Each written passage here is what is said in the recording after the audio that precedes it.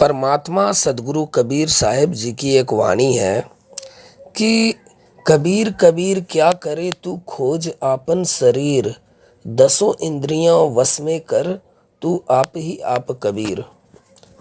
तो इस वाणी को पढ़ते हुए कई भाइयों के मन में ये सवाल आते हैं कि हम अपने इंद्रियों को वश में कैसे करें।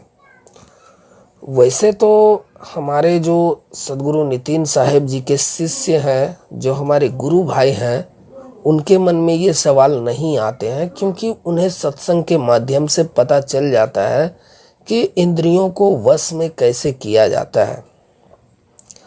और कई ऐसे भाई भी हैं जो हमारे सदगुरु नितिन साहिब जी के सत्संग को देखने के बाद ये सवाल पूछते हैं कि आप भी तो अपने इंद्रियों को यूज कर रहे हो, आप भी इंद्रियों से ही काम ले रहे हो और बता रहे हो मालिक की चर्चा, ये कैसे संभव है। तो वैसे तो इन भाइयों का भी जवाब सदगुरु नितिन साहिब जी ने अपने सत्संग के माध्यम से बता दिया गया है, ऑलरेडी बताया जा चुका है।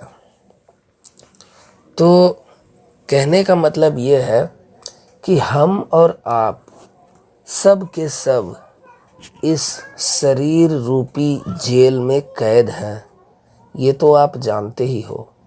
लेकिन इस शरीर रूपी जेल में जो हमें इंद्रियां दिया गया है, वो इंद्रियां ही हमारे पतन का कारण बना हुआ है।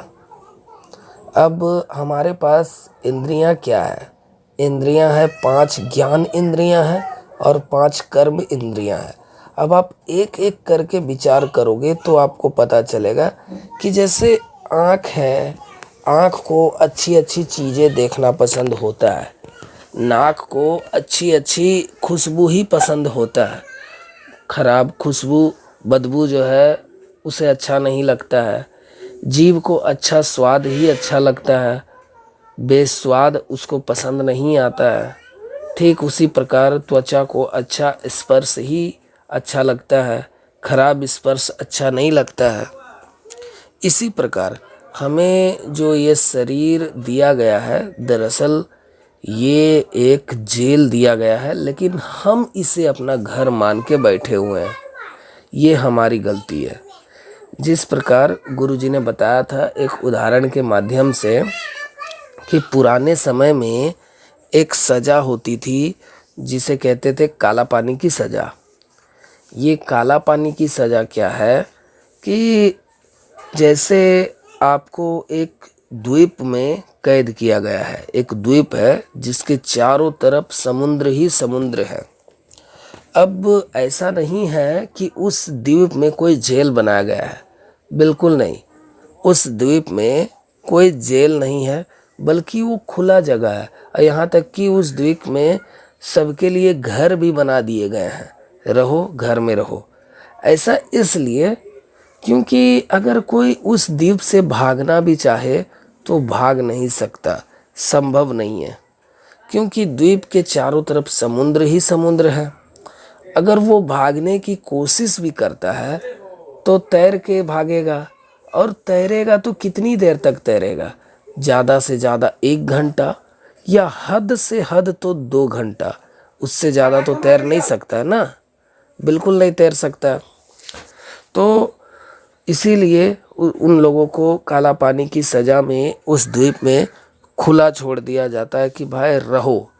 अब देखो यहाँ पर होता क्या है कि वहाँ रहते रहते रहते रहते जो उन कैदियों के जो बच्चे वहाँ पर होने लगते हैं, शादियाँ हो जाती है, बच्चे पैदा होते हैं, तो वो जो बच्चे हैं वो बच्चे लोग उस द्वीप को अपना घर उसी को समझने लग जाते हैं कि ये तो मेरा अपना घर है, मेरे पिताजी का बनाया हुआ है, मेरे दादाजी का बनाया हुआ है।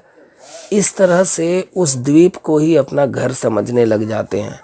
और यही भूल हमसे भी हो रही है कि हम इस संसार में आने के बाद इस संसार को अपना घर समझने लग गए हैं, इस शरीर को अपना घर समझने लग गए हैं। शरीर ही संसार है। तीन लोक है जेल में, तीन लोक एक जेल है, रोम रोम में धाम, बिन सतगुरु न पाइए सार सबद निज नाम। तो इसी को हमें समझना है कि ये जो इंद्रियां हैं, ये शरीर में जो इंद्रियां दिया गया है, ये इंद्रियों को आप कंट्रोल नहीं कर सकते हैं बिना परमात्मा के सुमिरन के। तो सद्गुरु नितिन साहेब जी जो नाम दीक्षा के समय जो आपको भेद बताते हैं, उस भेद को जानने के बाद जब आप उस पर अमल करोगे, धीरे धीरे धीरे धीरे जब आपकी सुरती उस सार शब्द में रमण करेगी, आपकी सुरती एकाग्र होने लगेगी, तब धीरे धीरे धीरे धीरे आपकी इंद्रियां भी शिथिल होने लग जाती है। और जब इंद्रियां शिथिल होने लग जाती है, तब आपका परमात्मा से कनेक्शन जुड़ने लग जाता है।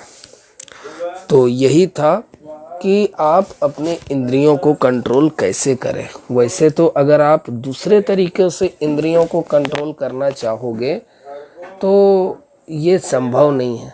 देखने में लगेगा कि हाँ कंट्रोल हो रहा है। जैसे गुरुजी ने एक उदाहरण बताया था कि कोई एक ऋषि था, वो ऋषि अपनी काम वासना के ऊपर बहुत कंट्रोल किया, कई वर्षों तक कंट्रोल किया। लोग भी अचंभित थे और उन्होंने इतना कंट्रोल किया कि बहुत काफ़ी समय, लेकिन अंततः उनका कंट्रोल खो गया और वो एक मल्लाह के लड़की के साथ संभोग किया। तो फिर क्या फ़ायदा हुआ? इतने समय तक कंट्रोल करने का तो कोई फ़ायदा नहीं हुआ। ठीक उसी प्रकार कहा जाता है जो वाणी में कि कबीर कबीर क्या करे तू खोज आपन शरीर, दसों इंद्रियां वश में कर तू आप ही आप कबीर। तो यहाँ पर दसों इंद्रियों को वश में कैसे किया जाए वो लोगों को पता नहीं है। उसका केवल और केवल एक ही उपाय है कि आप गुरु जी के बताए गए निर्देशानुसार ही नाम सुमिरन करें। जैसा गुरु जी ने बताया है कि सुरती को कहाँ धरना है, सुरती को कहाँ लगाना है और नाम सुमिरन कैसे करना है, परमात्मा का नाम कैसे सुमिरन करना है, इस चीज़ को जानने के बाद आपको हर चीज़ एक एक करके पता चल जाएगा। तो उम्मीद है आज की वीडियो के माध्यम से आप वो समझ गए होंगे जो मैं आपको बताना चाहता था। तो आज की इस वीडियो को यहीं पर विराम करते हैं।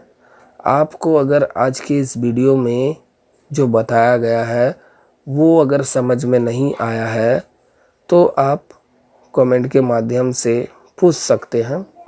यथासंभव मालिक की दया से, सद्गुरु नितिन साहेब जी की दया से मैं बताने की कोशिश करूँगा। तो आज के इस वीडियो को यहीं पर रोकते हैं। बंदी छोड़ सद्गुरु नितिन साहेब जी की जय हो। बंदी छोड़ सद्गुरु कबीर साहेब जी की जय हो। साहिब बंदगी सतनाम।